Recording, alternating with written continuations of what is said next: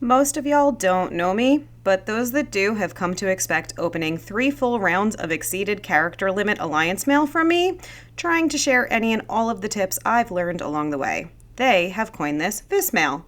I cuss like a sailor, so if you're sensitive to adult language, this video probably isn't for you. In normal GOG fashion, we're all thrown into this test server with absolutely no direction and some big scary monsters. As an average player, I fumbled around a little bit trying to figure out what the fuck was going on. Finally, I found the information tab for Uncharted Seas. Then I almost curb stomped my phone because it was so unhelpful. So, here we are, the longest Vismail to date. Okay, so, here's the Earth. Damn, that is a sweet Earth, you might say. Round. Alright. This event takes place on what I like to call the GOG minimap. It almost looks like Night Siege or Darklands, and it will not affect your regular map gameplay. Porting to this map takes you off of your kingdom map just like it does with New World. You are free to go back at any point. They have added an Uncharted Seas chat, so you can cross-mingle, grow friendships, talk shit, and bullshit just like one big happy family. Or you can have all 8 servers on the minimap rolling their eyes at you at the same time. This event is Tides meets KVK with the gold burn of UAC on crack. The majority of time is spent Tide style. Drop your alliance fort onto the map and use towers instead of flags to start expanding your territory. Like Tides, all of your downtime is spent gathering and killing threats so you can move forward. The tiles on this map are packed with much higher resource counts than on our regular maps. Do you know how much time it takes to gather 900,000 resources at one time? You gonna learn today. Gathering marches are gone for the good chunk of the day, and that's when you have a merc ship on. You also need to get these large resource nodes within your territory. They look similar to our alliance mine, but they can't be farmed. Trust me, we tried. The nodes are automatically gathered into alliance resources. They will cover the cost to build more towers and fortresses. Also, like Tides, you earn supplies known as pirate loot by killing threats and red guards, here referred to as pirates and pirate guards. They were really creative with the I'm on a boat theme here. I'm on a boat, take a good hard look at the motherfucking boat. Pirate loot may look like a chest, but unlike every other chest in this game, can't be opened in your bag. Your loot is automatically sorted into the supplies you need to do all of the things, and sorting takes time. Pirates and pirate guards had us all fucked up on day 1. Some of us were struggling to kill level 9 threats. This is about where I found the research tabs. So, on top of regular Alliance research and Academy research, there are now 2 new tabs within the Uncharted Seas for double the fun. New Alliance research is found through the map on the main screen.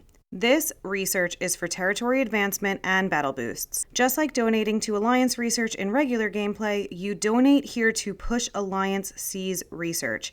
I personally found this a bit hidden. You can change the recommended tab just like you would change your donation star. But not every research can be pushed with donations. Hey, we get 3 friggin' fortresses through this event if you do the right research. You need to use them strategically. The globe is where you find your personal seas research. There are 2 tabs here, support and battle. You need to advance your research level to unlock further down the tree. Note that battle research on the test server looked empty. That is because it starts at level 6. So you have to scroll down to find it. Support research helps speed up sorting supplies and the medicine you'll need to heal.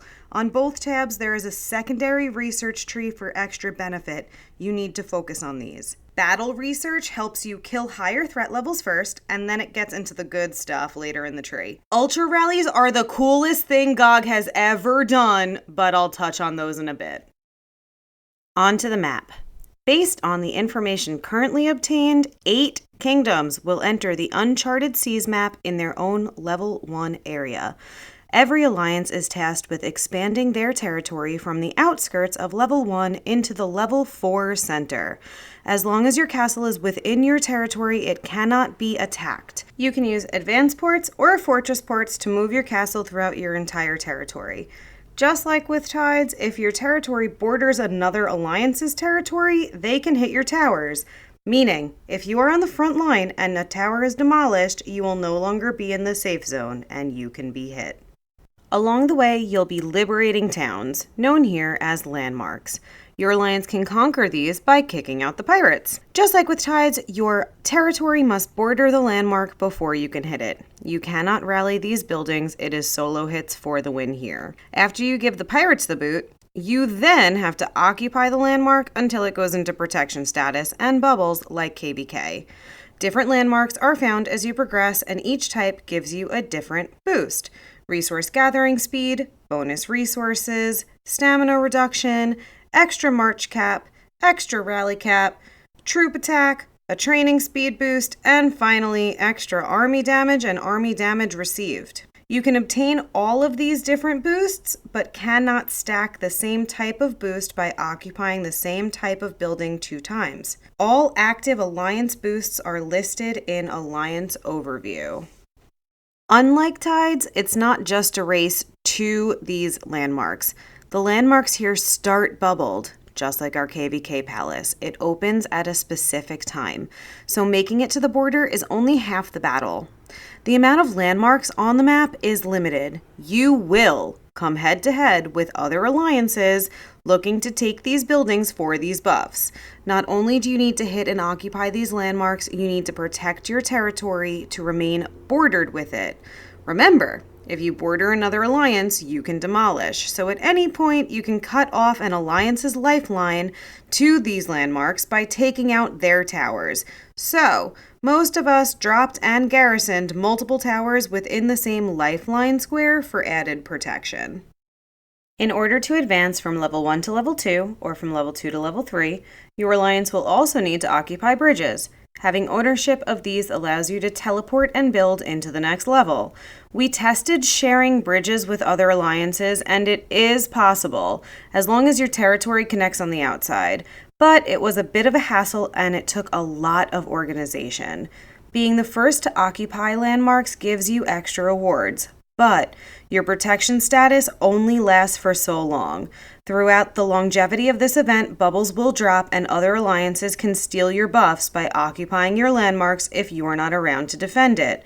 GoG really went all out with the amount of KVK type battles we can have in here. The main event is Devil's Keep. It is the only building in level 4 land, and it is the center of this map. Occupy this landmark for the most amount of time, and you win. This is where all 8 kingdoms will meet to battle each other at the same time. The landmark opens and then goes into protection status a few times over, so you have a few rounds of battle here. The battles here were like fighting 6 KVKs at the same time. GoG did give us the coolest thing ever to help aid us in that fight, though. Ultra rallies are better than skydiving naked and then landing on a unicorn who is currently shitting rainbows. You will want them in every GoG event. You're limited to the amount of time you can launch an ultra rally or activate your ultra garrison, and these cost 5,000 gold a pop. They do give you all of the bells and whistles of a regular mega rally, but they also have the added ability to assign 2 of your rally participants as lieutenants. Partial benefits of both of your lieutenant stats gets added into yours. This is huge. Just in case you haven't grasped the magnitude of how much of a clusterfuck Devil's Keep is, here's some video.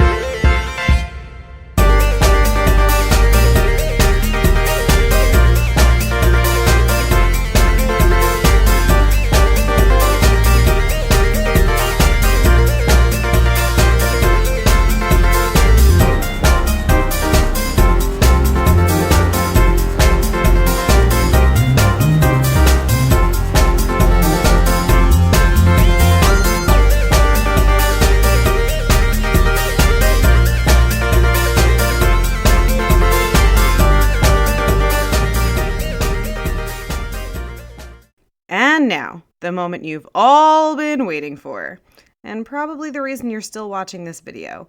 How does this event end with kingdom migrations? Here's everything we learned from the test server. Nothing. Nada. Zilch. Sorry, guys. Anyone claiming to have any more information at this point in time is just lying to you. Overall, this event is fun. You'll not only have to work together as a kingdom to fight to the final stage, but you'll probably want to make a few friends along the way. Otherwise, you'll be fighting in 3 directions when you get to Devil's Keep. The event is slated to run for several weeks at a time, so you'll have plenty of time to do all of those things. And that's Uncharted Seas in a long-winded nutshell. Thank you guys so much for watching. Also, Rookie is a PP.